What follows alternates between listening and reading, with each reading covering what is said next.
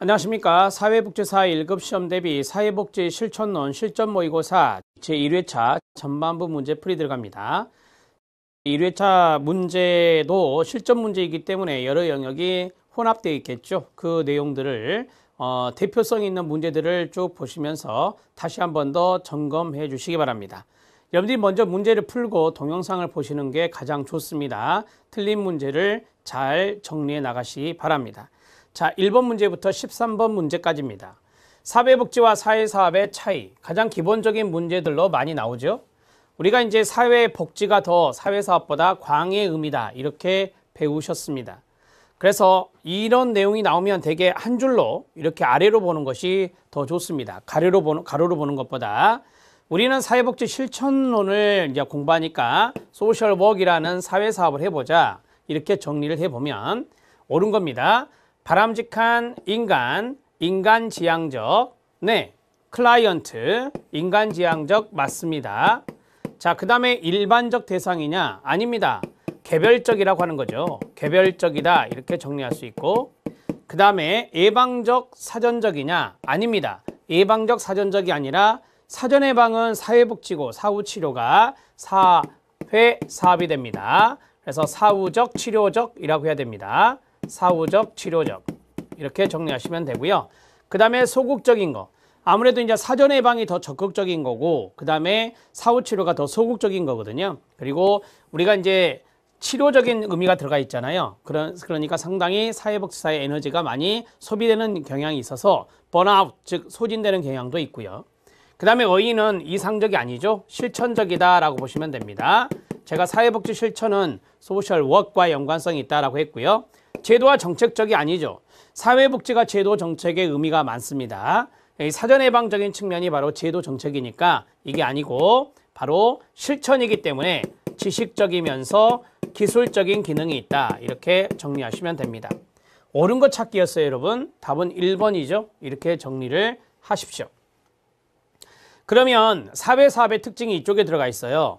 자, 개별적이다 사회사업, 그 다음에 사후치료적이다 사회사업, 실천적이다 사회사업, 지식적 기술적이다 사회사업입니다.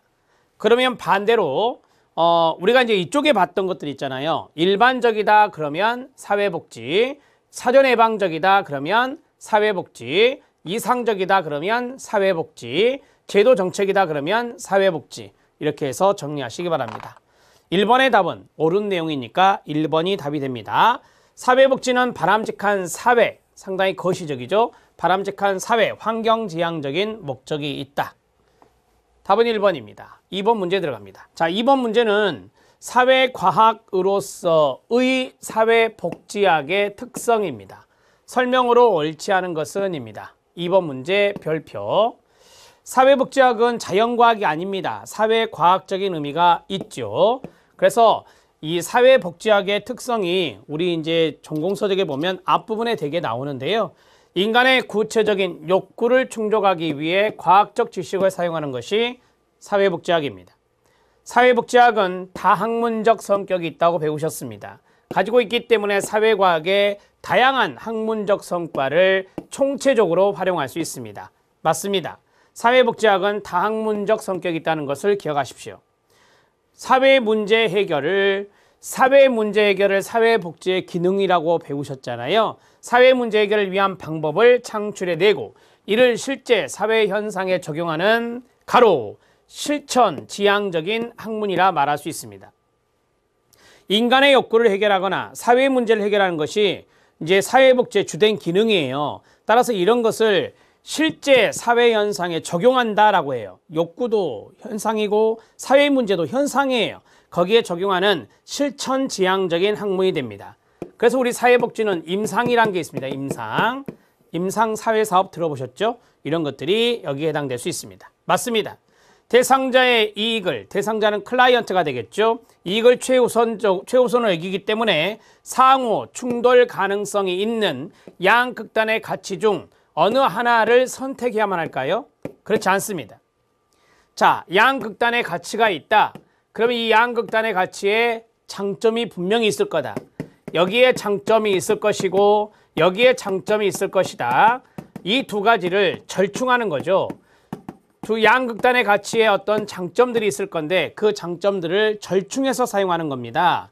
하나를 선택해야만 하는 게 아니라 이것으로 오답 노트를 가름하면 되겠고, 인간의 욕구를 충족하기 위해 과학적인 지식을 사용한다 했고, 복잡한 인간 체계를 연구하기 위해 개발된 지식과 기술을 사용하는 무슨 과학이다? 응용과학이다. 우리가 이제 응용과학이다 그러면 순수과학하고 좀 틀리죠. 응용과학은 말씀드린 대로 욕구 충족하기 위해서 과학적인 지식을 쓰고, 그 다음에 복잡한 인간 체계를 연구하기 위해서 개발한 지식과 기술, 이런 것들을 사용하는 일종의 응용과학이 바로 사회복지학이다, 이렇게 말할 수 있습니다. 답은 4번입니다. 사회과학은 다학문적 성격이 있다. 사회과학은 실천지향적 학문이다. 사회과학은 응용과학이다. 그리고 사회복지학은 양극단의 가치가 있을 때 하나를 제끼고 하나를 선택하는 게 아니라 장점을 절충하는 것들이다. 이런 것들을 기억하시면 됩니다. 2번의 답은 4번입니다. 자, 3번 문제 들어가도록 하겠습니다. 3번 문제는 COS와 인보관의 문제인데요. 이것은 지역사회복지론에도 나오고 사회복지 정책론에도 출제되는 영역이라서 중복되는 영역이라고 보시면 됩니다. 우리가 자선조직협회를 Charity Organization Society라고 하고, 자, 인보관 운동이 있는데요. 자, 여기 두 가지는 서로 극명하게 대비되는 부분이 있어요. 그렇기 때문에 시험에 잘 나옵니다. 옳지 않은 것은입니다. 자, 이것도 아래쪽으로 보겠습니다. 인보관 운동을 볼까요? 사회 문제 근원이 어디에 있다? 사회 환경적인 요소를 보는 거고요. 그 다음에 이게 이제 진보 성향이에요. 이쪽은 보수 성향이고, 따라서 이데올로기, 영향을 미친 이데올로기는 바로 자유주의, 급진주의라 말할 수 있어요. 이 자유주의가 바로 이제 진보적인 자유주의를 말해요. 진보적 자유주의를 말합니다. 영어로는 뉴 리버럴리즘이라 하죠. 그 다음에 사회 문제 접근 방법을 보니까 빈민과 거주, 인봉한 운동의 3R 중에 하나, 레지던스, 기존 사회 질서에 대해서 비판했다. 왜요? 사회 환경에서 문제 원인을 찾기 때문에. 맞습니까? 네, 맞습니다. 그 다음에 서비스 조정의 역점을 두고 사적 자선사업 간의 협조. 자, 여기 있는 부분은요. 여기 있는 부분은 바로 COS와 연관성이 있습니다. 이게 COS예요. COS는 서비스의 조정, 중복을 조정하고 자원을 연결하는 그러한 역할을 했어요. 그게 바로 COS입니다. 자, 그러면 이쪽을 한번 볼까요? 서비스 자체 제공에 역점을 두었고 잠재 능력을 발휘토록 교육을 강조했다. 자, 서비스 자체를 제공했고 직접 빈민가에 가서 빈민들과 거주하면서 직접 서비스를 주고 그 다음에 교육을 강조했던 것이 바로 인보관 운동이 되겠습니다. 이게 뒤바뀌어 있네요. 그렇죠? 그 다음에 9호 보세요. 사회 환경에 문제가 있다. 사회 질서에 비판을 가했다. 사회 개혁적인 요소가 있죠. 영어로 리폼이라고 합니다. 자, 여기는 사회 유지적인 부분이 있어요. 사회를 개혁하는 것보다 이거는 개인의 속성에서 문제 원인을 찾았어요. 빈곤의 책임을 개인의 탓으로 돌렸다고요. 그러니 사회는 유지하는 경향을 띠는 것이고 사회 진화론이 COS에 영향을 준 겁니다. 적자 생존의 원리죠. 적자 생존의 원리. 자, 만약에 열심히 일해서 빈곤부터 벗어나려고 하는 사람이 있다. 그 사람은 COS가 돕겠다. 하지만 그렇지 않은 사람은 도태시켰죠. 자, 빈민의 개혁. 빈민의 개혁입니다. 개인의 개혁이에요. 그 다음에 역기능적인 면을 수정하는 거 COS. 사회유지적 COS. 자, 옳지 않은 내용 찾기죠. 답은 4번이 답이 되겠습니다. 자, 이 도표 하나로 COS와 인보관 운동을 잘 알 수 있는 것이에요. 잘 정리해 놓으시면 되겠습니다. 4번 문제 들어갑니다. 자, 4번 문제는 다음 보기 내용에서 사회복지 실천의 목적으로 옳은 것은입니다. 자, 실천의 목적 문제인데 클라이언트의 문제 해결이나 대처 능력 향상 당연히 맞겠죠. 그 다음에 개인 및 환경 내의 자원을 활용하는 거. 네, 사회복지 실천에서 자원이 없으면 안 되겠죠. 사회정책의 개발과 발전에 기여한다. 이것도 맞습니다. 디귿쯤은 조심하세요. 여러분, 사회복지 실천가들에 의해서 정책이 더욱더 향상되는 거예요. 정책이 개발될 수 있는 거죠. 전문적인 지식과 기술을 뭐한다? 개발하는 거. 이런 모든 것들이 사회복지 실천의 목적이 될 수 있습니다. 하나 더 쓴다면 기관의 효율적 운영, 기관의 효율적인 운영, 이런 것도 중요합니다. 효율적, 효과적 운영, 이런 것들이 또 사회복지 실천의 목적이 될 수 있다. 이렇게 정리하시기 바랍니다. 기억, 니은, 디귿, 리을 5번으로 처리하시면 됩니다. 자, 5번 문제 들어갑니다. 자, 5번 문제는 우리나라 사회복지사 윤리강령에 대한 부분인데요. 1982년에 제정되었다라고 했고 옳은 것 찾기입니다. 5번 문제 별표. 자, 사회복지사의 전문성 개발을 적극 유도하기 위해 가로 서비스 제공이 다소 미흡할 수 있음을 예외적으로 인정하고 있다. 틀렸죠? 서비스를 제공하는 데 있어서 최선의 노력을 다하라. 이런 이야기가 나와 있지 미흡할 수 있음을 예외적으로 인정하는 것은 없습니다. 슈퍼바이저는 전문성과 공정성을 확보하기 위해서 수련생이나 실습생에 대한 평가를 저들과 공유해서는 안 되나요? 공유해야 합니다. 자, 틀렸고요. 사회복지사는 긴급의 동그라미요. 여러분, 동료의 클라이언트를 맡게 될 수도 있어요. 그게 바로 긴급한 사정으로 인해입니다. 동료의 클라이언트를 맡게 될 경우 가능한 거리를 두어요? 자신의 의뢰인처럼 인식되지 않도록 유의해요? 아닙니다. 긴급한 사정으로 동료의 클라이언트를 맡게 되었을 때는 자신의 의뢰인처럼 최선의 노력을 다해야 합니다.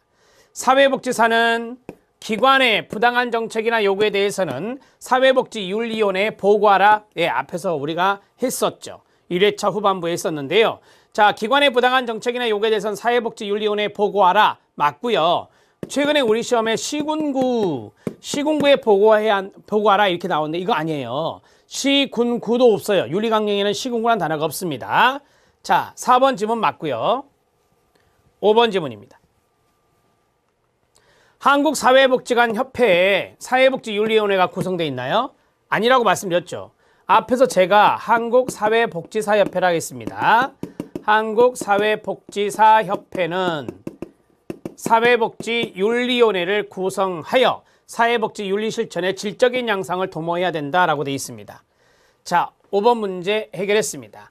사회복지사 윤리강령에서 옳지 않은 것이 4개 있었고요. 옳은 내용은 4번이었습니다.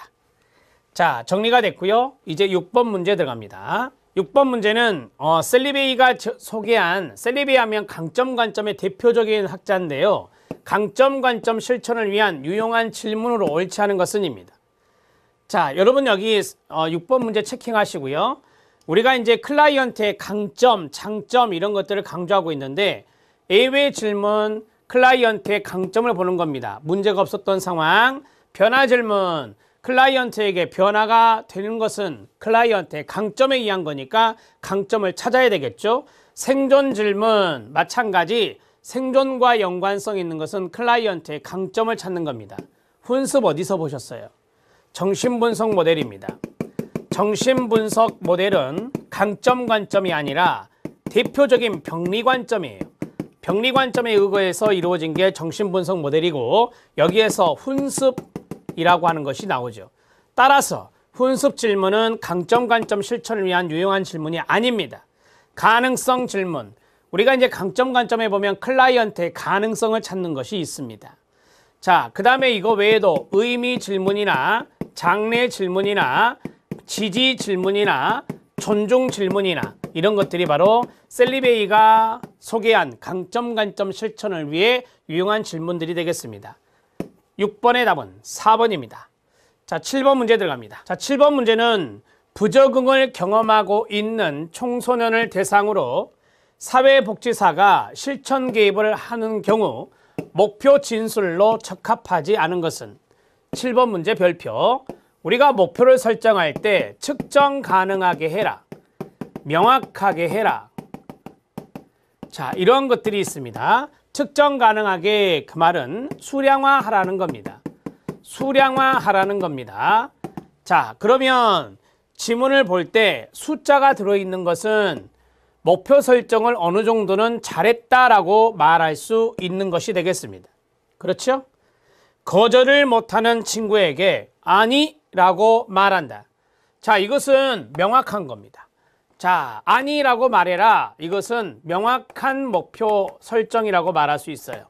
맞습니다. 비만인 경우 6개월 동안에 몸무게를 5kg 감량한다. 측정 가능 맞습니다.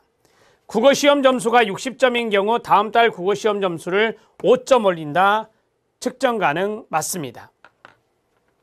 아침마다 학교에 지각하는 경우 책임감 있게 매사에 완벽한 학생이 된다. 이거는 추상적이죠. 수량화되지도 않고 추상적입니다. 따라서 바람직하지 않습니다. 비바람직하다 이렇게 쓰시면 되겠죠. 바람직하지 못한 목표 설정 방법입니다.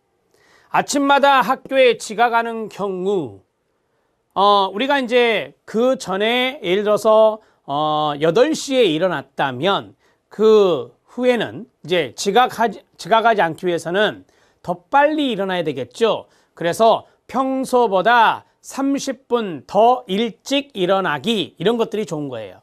자, 그 다음에 운동이 부족하면 하루에 30분씩 운동한다. 네, 수량화 측정 가능 맞습니다. 답은 4번입니다.